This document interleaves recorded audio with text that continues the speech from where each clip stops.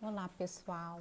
Eu vim aqui conversar com vocês sobre violência doméstica em tempos de pandemia e Covid-19. Nós vamos fazer em formato webinário em 5 temas específicos. O primeiro tema será sobre a Lei Maria da Penha, origens e definições e formas de violência. No segundo tema, nós vamos trabalhar os mitos e os estereótipos de gênero, né, e como decidir ali naquele momento de dificuldade. No terceiro tema, vamos abordar as medidas protetivas de urgência, principalmente nesse momento que o juiz ali, ou a juíza de plantão tem que decidir, às vezes, sob pressão, com poucos elementos, quais são as medidas mais, digamos assim, recorrentes e como agir nesse momento. No quarto tema, nós vamos trabalhar o Formulário Nacional de Avaliação de Risco, gestão de risco, como utilizar ele na prática, principalmente nesse tempo complicado de pandemia. E no quinto tema, nós vamos trabalhar a importância da rede de enfrentamento à violência, como fazer essas articulações nesse momento de dificuldade em tempos de pandemia. Então, além disso, nós vamos ter algumas professoras especialistas para trabalhar alguns temas como violência contra a pessoa idosa e deficiência, mulheres que são deficientes, né? Como também trabalhar nessa situação, nesse tempo de pandemia. Vamos ter também a neurocientista Regina Lúcia, do Distrito Federal, psicóloga, que também vai falar aí dos impactos na vida e na saúde dessa mulher que está sofrendo violência doméstica nesses tempos de pandemia. Então, serão 5 módulos e nós vamos ter também outras 3 formadoras da Infam, a colega Jaqueline Machado, do Mato Grosso do Sul e atual presidente do FONAVID, do nosso Fórum de Juízas e Juízes de Violência Doméstica. Nós vamos ter a nossa Jaqueline, além da Jaqueline Amadelli, do Rio Grande do Sul, e a Luciana Rocha, do Distrito Federal. Então, estaremos juntos e juntas durante esse período aí, trocando experiências e informações sobre o tema violência doméstica em tempos de pandemia Covid-19. E parabenizo a Infam pela iniciativa de dar importância a esse tema que vem aí afligindo a muitas mulheres no Brasil, e o Judiciário e o Poder Judiciário precisa estar correspondendo e atendendo as demandas da melhor forma possível. Até breve. Olá, pessoal, vamos tratar hoje sobre a Lei Maria da Penha, sua origem, definição e formas de violência e como nós podemos atuar em tempos de pandemia da Covid-19. Antes de entrar diretamente na aplicação prática da Lei Maria da Penha, é importante a gente falar do início, da origem dessa lei, o porquê que a gente tem uma lei específica para proteger as mulheres em situação de violência no Brasil. Como nós sabemos, a Lei Maria da Penha representa um divisor de águas no Brasil. A gente pode dizer um antes e um depois da Lei Maria da Penha. Ela é uma lei que cria mecanismos para coibir a violência doméstica e familiar contra a mulher. A previsão constitucional é o artigo 226, parágrafo 8º, né, que diz que cabe ao Estado brasileiro coibir a violência doméstica e familiar contra a mulher ali no âmbito das relações. Ela decorre também de obrigações assumidas pelo Brasil, tanto no âmbito das Nações Unidas, da ONU, como no âmbito da OEA, da Organização dos Estados Americanos. O Brasil assinou vários tratados importantes de direitos humanos. O tratado, eu diria que é a Carta Magna, é a CEDAW, que é a Convenção para a Eliminação de Todas as Formas de Discriminação contra as Mulheres. Depois nós temos a Convenção para Erradicação, né, da Violência contra a Mulher, no âmbito da OEA, que é a nossa convenção, digamos assim, interamericana mais importante que nós temos, que é para prevenir, punir e erradicar a violência contra a mulher. Essa que data de 94, o Brasil ratificou em 95. Então, são esses 2 tratados de direitos humanos os mais importantes, um no âmbito da ONU e o outro no âmbito da OEA. E é importante a gente falar que a Lei Maria da Penha, ela é fruto de uma articulação dos movimentos, principalmente dos movimentos feministas internacionais, que lutaram aí para ter uma lei específica para proteger as mulheres, né, uma articulação estratégica no campo político e dos movimentos, não apenas no Brasil, mas a gente sabe que o Brasil vem seguindo aí o que a maioria dos países da América do Sul e América Latina vem realizando para proteger as mulheres, justamente no âmbito das suas relações domésticas e familiares, né? Então, como diz a própria professora Leila Linhares, uma das grandes feministas nossas no Brasil, e eu vou encaminhar para vocês o artigo em anexo aí, a Lei Maria da Penha, na verdade, ela é resultado de uma grande advocacy feminista, né, onde houve realmente uma luta e um pleito internacional para que tivesse uma lei específica. Então foram mais de 30 anos aí de lutas sociais. É um projeto realmente de luta pelos direitos das mulheres, é fruto de uma ação coletiva coordenada aqui no Brasil, inclusive por ONGs feministas. E essa história da Lei Maria da Penha tem a ver com a história do movimento de mulheres brasileiras, né? Houve essa mobilização grande e intensa para que tivesse a Lei 11.340 de 2006. É claro que a gente tem que ressaltar a importância da luta da própria Maria da Penha, que sofreu 2 tentativas de feminicídio, na época não tinha um feminicídio, portanto era um homicídio.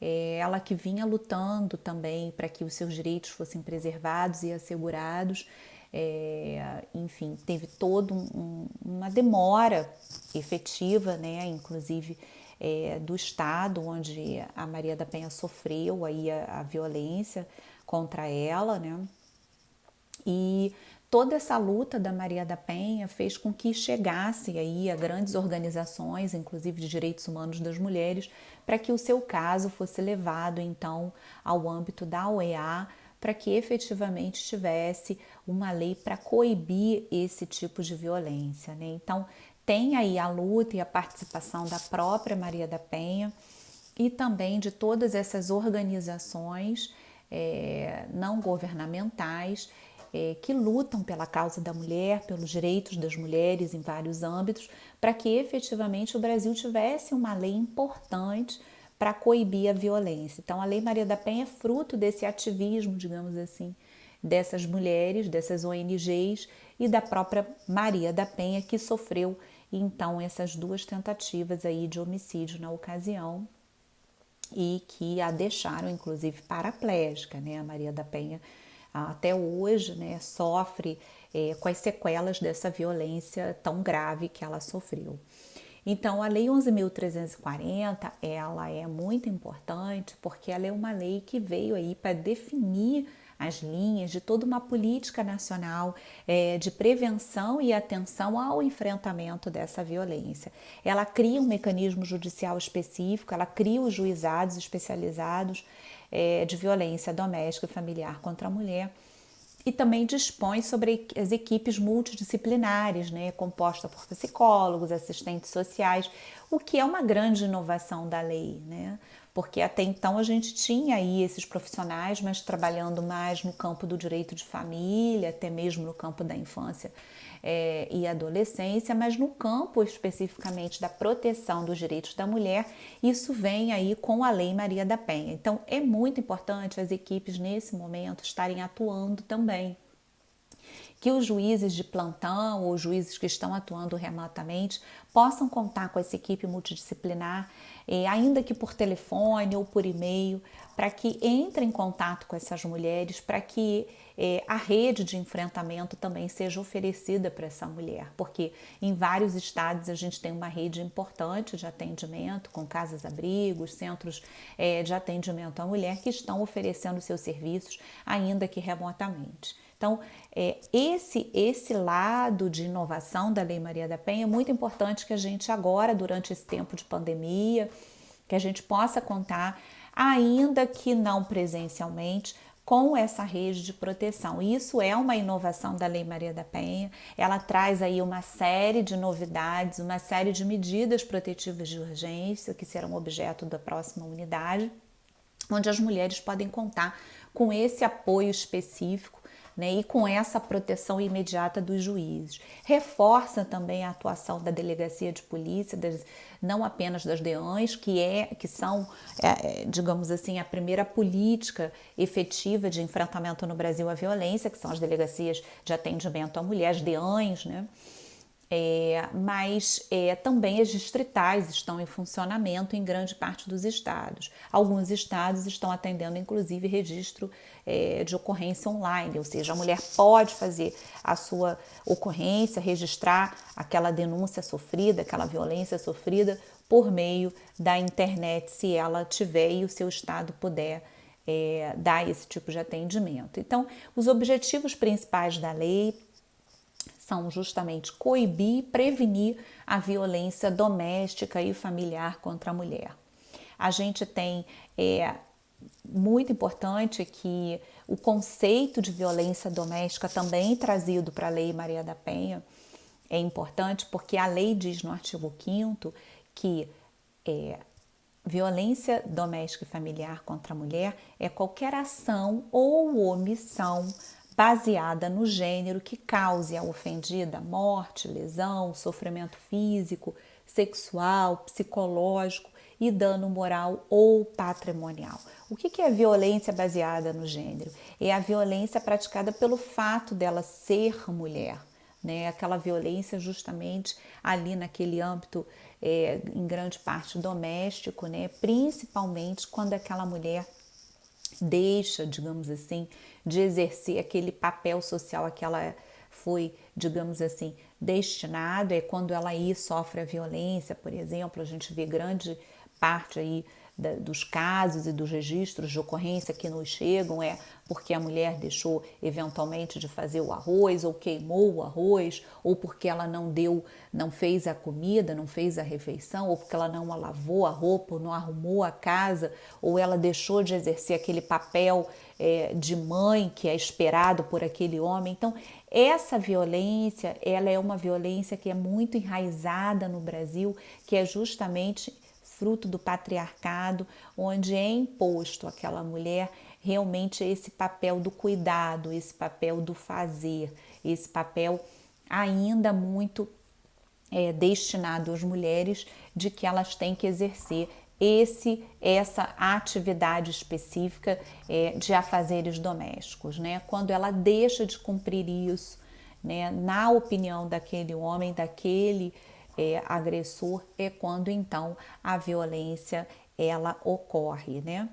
E é importante que a Lei Maria da Penha ela traz 3 contextos de violência. Ela traz o contexto da unidade doméstica, ela traz o contexto da família, ou seja, aquela violência praticada não apenas no âmbito doméstico, mas a familiar, não necessariamente naquele ambiente, mas praticado por outra pessoa da família, né? Ou em qualquer relação íntima de afeto na qual o agressor conviva ou tenha convivido com a ofendida. E é muito importante que isso seja independentemente de coabitação. Então, abrange e atinge aí as relações de namorados, companheiros e companheiras que não residem no mesmo ambiente da casa, do doméstico, mas que mantinham uma relação íntima de afeto. Então, qualquer forma de violência praticada dentro desses 3 âmbitos, da unidade doméstica, do âmbito da família ou em qualquer relação íntima de afeto, tem aí a incidência da Lei Maria da Penha. Há também muita dúvida e polêmica se a Lei Maria da Penha é aplicada para as relações entre mães e filhos, né? Entre filhas e pais, entre cunhada e cunhado, entre irmã e irmão. O que a gente tem que verificar nesse caso é se a violência foi baseada no gênero, né? Se aquela violência foi praticada pelo fato daquela pessoa ser mulher. Eu acho, pelo que, fazendo uma interpretação sistemática da Lei Maria da Penha, qualquer tipo de relação afetiva, familiar que exista, seja o filho praticando em relação à mãe, seja o cunhado em relação à cunhada, o irmão praticando violência contra a irmã, tem que se verificar se essa violência foi baseada no gênero, se essa violência foi baseada justamente nessa situação que é muito enraizada no Brasil, fruto do patriarcado, né? Onde essa mulher aí sofre toda sorte de violência em qualquer relação familiar. E aí a gente vai falar um pouco da violência de gênero, né? Violência intrafamiliar e a violência doméstica. A violência de gênero, portanto, é qualquer ação ou conduta baseada no gênero que cause morte, dano, sofrimento físico, psicológico à mulher, tanto no âmbito público como privado. Então, a violência de gênero pode acontecer dentro de casa, como pode acontecer na via pública, né? A violência intrafamiliar já é praticada dentro do âmbito da família, né? Que viole, que qualquer ação ou omissão que prejudique o bem-estar, a integridade física ou a liberdade, o direito ao pleno desenvolvimento de qualquer outro membro da família. E a violência doméstica, que distingue-se da violência intrafamiliar por incluir, inclusive, outros membros do grupo sem função parental. Por exemplo, aquelas pessoas que convivam ali no espaço doméstico, como empregadas domésticas ou pessoas que convivam esporadicamente ali de forma agregada. Por exemplo, uma pessoa que se receba na sua casa, uma prima, ou aí até entraria também a violência intrafamiliar, mas até mesmo a questão da empregada doméstica, enfim. Se você for fazer uma interpretação mais abrangente, né, e como deve ser, na verdade, a Lei Maria da Penha protege, inclusive, essa forma de violência e essas pessoas que estejam no âmbito da unidade doméstica, né? É claro que grande parte das mulheres que sofrem com a violência de gênero tem aí o envolvimento, aquela questão da relação afetiva, né? Da relação íntima de afeto.